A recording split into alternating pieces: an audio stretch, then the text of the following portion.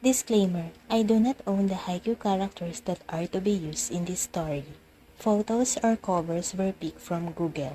Credits to the owner.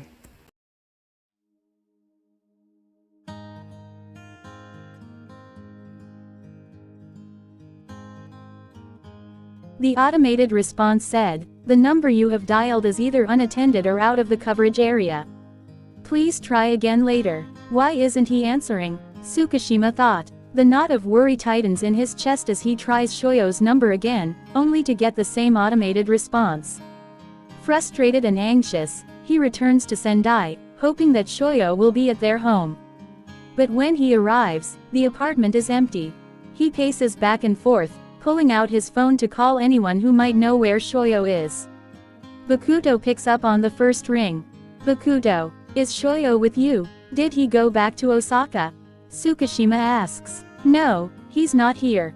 I haven't seen him." Bakuto's voice mirrors TsukiHina's growing concern.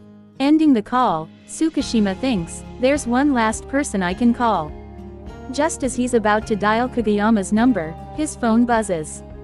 It's Kageyama. "Kageyama, I was just about to call you. Is Shōyō?" "HNT Medical Center. VIP Room 1, Kageyama says calmly. "What? You need to come here," Kageyama replies, then ends the call. Dread sinks deep within him, a weight pressing down even harder because of Kageyama's calm, almost unsettling tone. Without another thought, he grabs his keys, locks the door, and heads to the station, boarding the first Shinkansen bound for Tokyo. As Dr. Shirabu finishes his examination of Hinata, Kageyama anxiously asks, "Doctor, how is he?" "I won't sugarcoat it," Dr. Shirabu says. "Hinata-kun's condition is serious. He's developed hyperpyrexia." "Hyper what?" "Hyperpyrexia, it's a term for an extremely high fever. We've managed to stabilize his temperature, but he's currently in an induced coma to prevent further brain damage," Dr. Shirabu explains. "When will he wake up?" Oikawa asks. "In most cases, recovery takes 3 days to a week. It would be faster if his bonded soulmate were close by." "Have you already called him?" "Yes, I did. He's on his way," Kageyama replies. "Good. When he arrives, let me know, and I'll explain how he can help with the recovery." "Thank you, Doctor," Iwaizumi says as Dr. Shirabu nods and leaves the room. Kageyama sighs heavily and sinks into a nearby chair. Oikawa walks over and gives him a reassuring pat on the back. "Should we let his parents know?" "There's no need," Mrs. Hinata says as she appears at the doorway with Mr. Hinata. Everyone stands as Hinata's parents enter the room.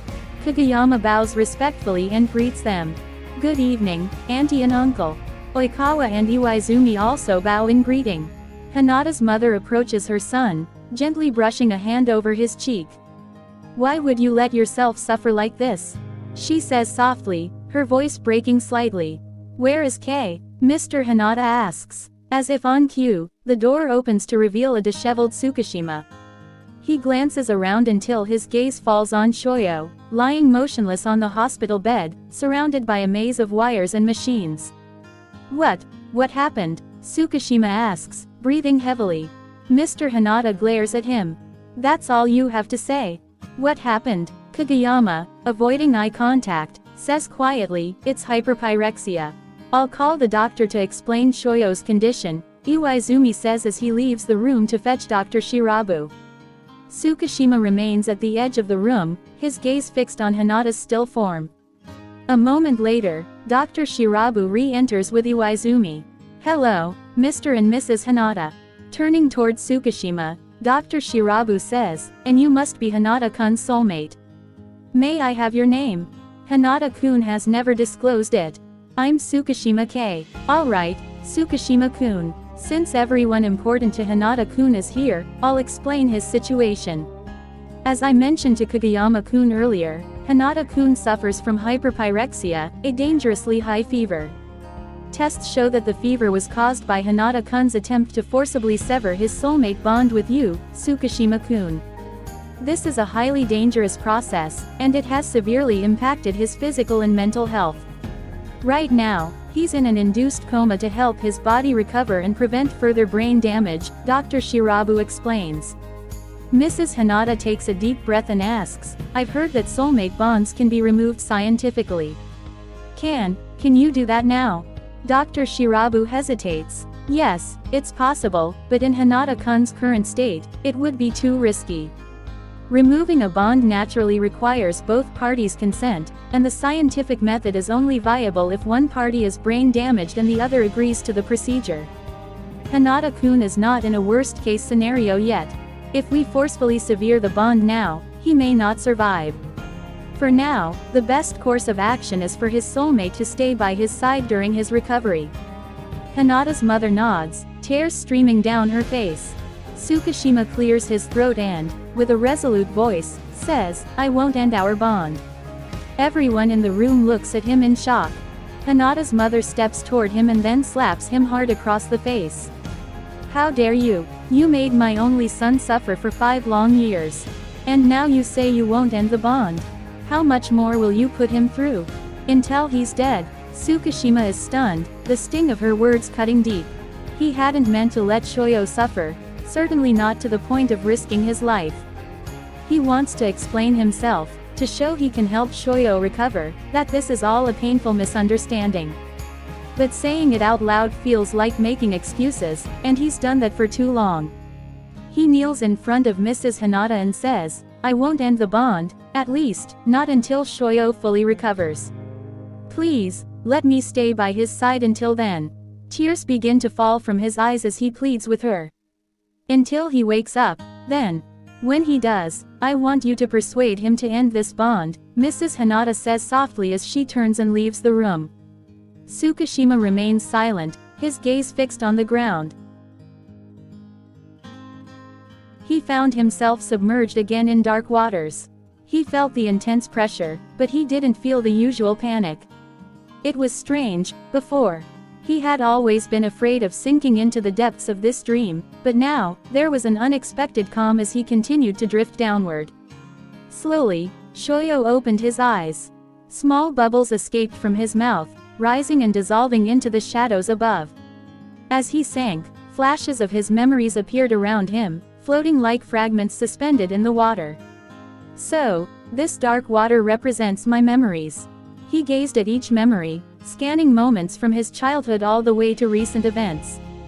One scene caught his eye, a memory from when he was very young.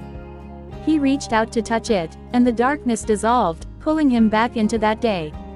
In the memory, a younger Shōyō stood in the family garden, transfixed by a flower where a butterfly had landed.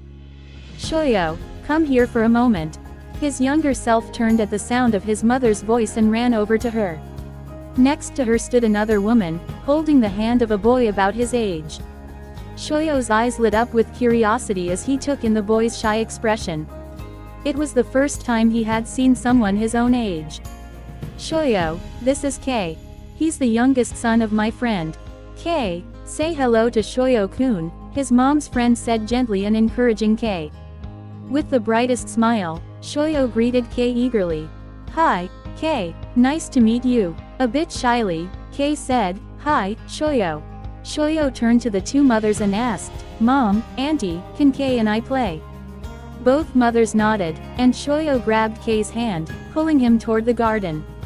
Come on, Kei. Hey, slow down. Don't drag me, Kei said. Shōyō watched this memory with a bittersweet smile. It's nice to see this again. The scent of freshly peeled oranges suddenly filled the air, and the memory began to shift, swirling around him as a new scene unfolded. It was Shōyō's third day in the hospital, yet still, there was no sign of him waking up.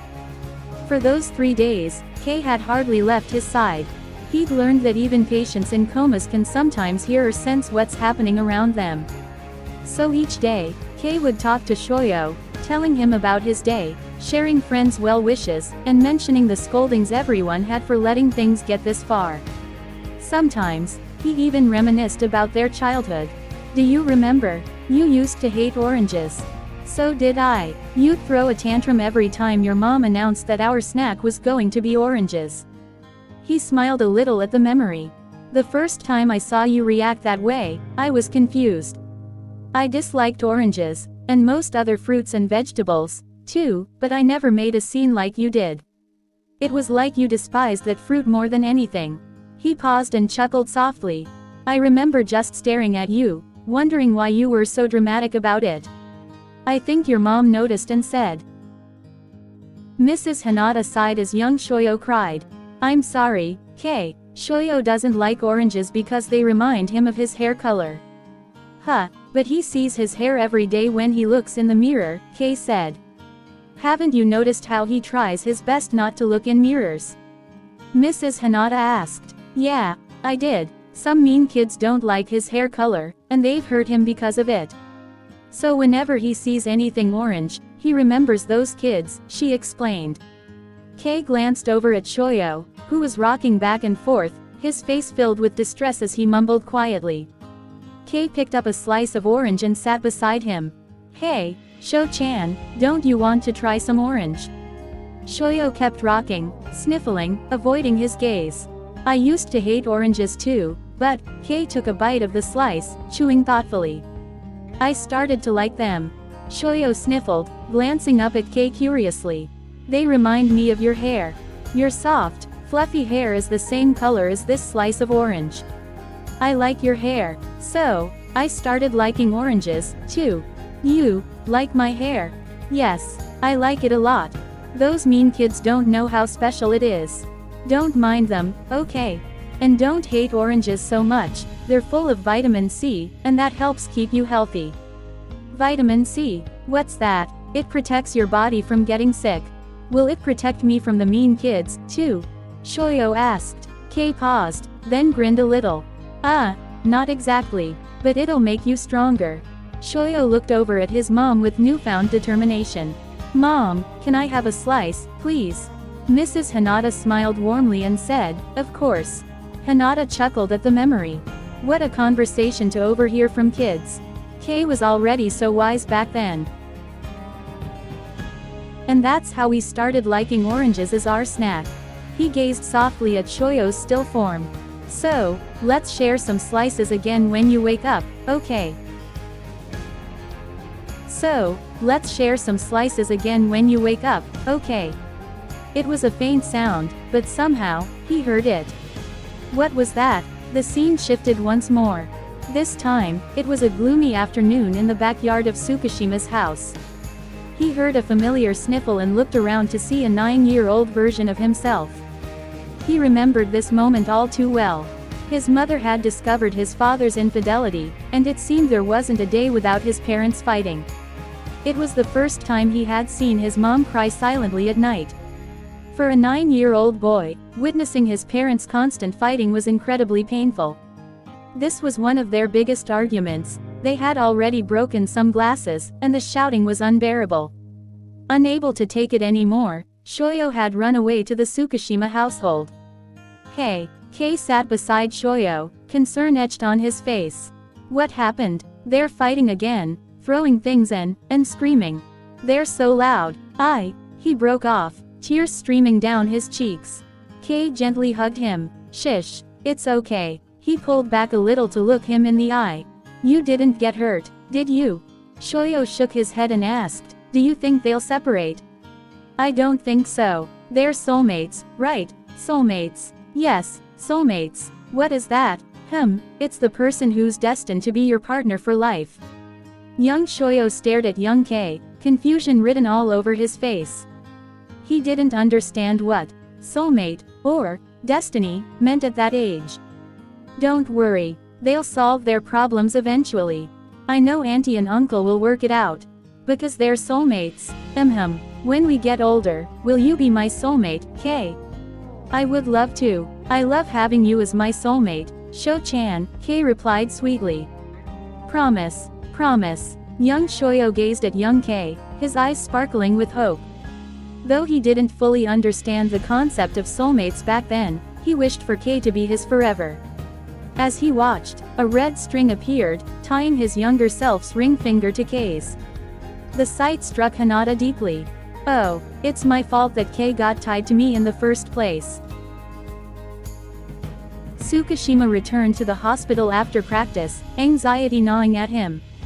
It had been 2 weeks since Shōyō had been taken off his medication, yet still, there were no signs of him waking up. As he reached the floor where Shōyō's room was located, he noticed that every medical staff member was in a rush, moving in and out of Shōyō's room. He ran toward Hinata's room and shouted, "Shōyō! Clear!" the doctor commanded. Again, charge the defibrillator to 200 joules. Charging now, the nurse replied. Clear, clear. Shōyō. He rushed forward, but a nurse blocked his way. Sir, you can't enter the room. I'm his husband. I'm sorry, sir, but right now, you can't enter. Please, save him. We're doing everything we can. He stood helplessly in front of Shōyō's room, his heart racing with fear and desperation. Shōyō, please don't leave me. I need to fulfill my promise to you. I'm the one who made Kei suffer, Shōyō thought as he stared at the red string remaining on his ring finger. I just have to cut it, and then Kei will be free. Suddenly, a golden pair of scissors appeared in his right hand. He gripped them tightly, tears streaming down his face. Just as he was about to sever the string, a faint voice echoed through the darkness. Shōyō. He looked around, trying to locate the source of the voice, but saw no one.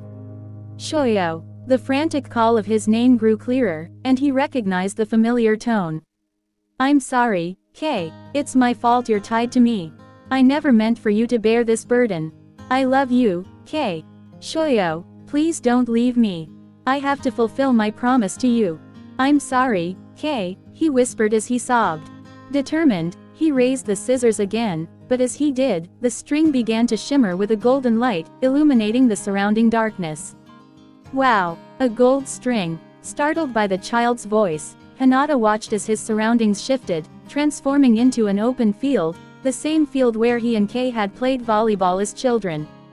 Before him stood a younger version of Kei, staring with wide eyes. When their gazes met, the younger Kei broke into a bright smile. Hi, mister. You look just like my friend. Are you related to him? You can see me. Yes. I can see you in your gold string. Hinata knelt in front of the younger Kei, a sad smile on his face. Can I hug you? Sure, Kei said as he opened his arms wide for a hug. Hinata enveloped the younger boy in a tight embrace, his sobs muffled against Kei's shoulder. Are you okay, mister? Why are you crying? He broke the hug and wiped his tears. It's nothing. He chuckled and pinched Kei's cheek. You're so cute. I hear that a lot. But Shō-chan is the cutest. He laughed. Really? Yes. If you saw him, you'd agree. Do you like him? Hinata asked. Yes. I like him so much. I promised him I'd be his soulmate. How about you, mister? Where's your soulmate? Well, we didn't work out, so I'm letting him go. You didn't work out, but you have a gold string. You can't just cut it. Glancing at the golden scissors, he said, but I have these. Kei looked worried. Are you sure you want to cut it? Didn't you make any promises like Shō-chan and I did? Have you talked about it? Actions speak louder than words, and promises are meant to be broken. He looked at the younger Kei and panicked. Hey, why are you crying? Why would you say that? Not all promises are meant to be broken. My promise to Shō-chan will never be broken. He wiped the younger boy's tears. But what if, when you get older, you have a change of heart? What if you don't want to be Shō-chan's soulmate anymore? No, I won't. But if I did have a change of heart, I know Shō-chan would do anything to keep me. But what if he tries everything, even if it hurts him, and you still don't change? I won't hurt him, but Shō-chan has a habit of bottling up his feelings. I know he'd slap me hard and say, "You're hurting me. You promised to take care of me and be my soulmate." He chuckled. Do you really think a slap will be enough? Yes, it hurts when he does that. Hinata laughed softly. But you know, mister, maybe you should try to communicate with him first. Do you think he'll listen to me? After a good slap and a little, "I hate you so much." Yeah, he'll listen. You're a smart kid, Hinata said, laughing. I have to be. After all, Shō-chan always thinks about volleyball. And you, he added. And me. Kei looked at the golden scissors and held them tightly. So please don't cut that golden string, okay? It's the rarest soulmate string a person can have. I wish Sho-chan and I could have that kind of string, he mumbled to himself. Hearing this, Hinata smiled and pinched young Kei's cheek. You will, I promise. He slowly opened his eyes, feeling the oxygen mask on his face. Blinking to clear his vision, he noticed Kei sitting beside him, tears streaming down his cheeks as he held Shōyō's hand. A faint smile crossed Shōyō's lips as he reached up with his free hand to touch Kei's face. He meant to playfully slap him, but he was so drained that his touch was little more than a gentle caress on Kei's cheek. Kei, he mumbled, startling him. Shōyō. To be continued. If you like this video, consider subscribing by clicking the subscribe button. Bye!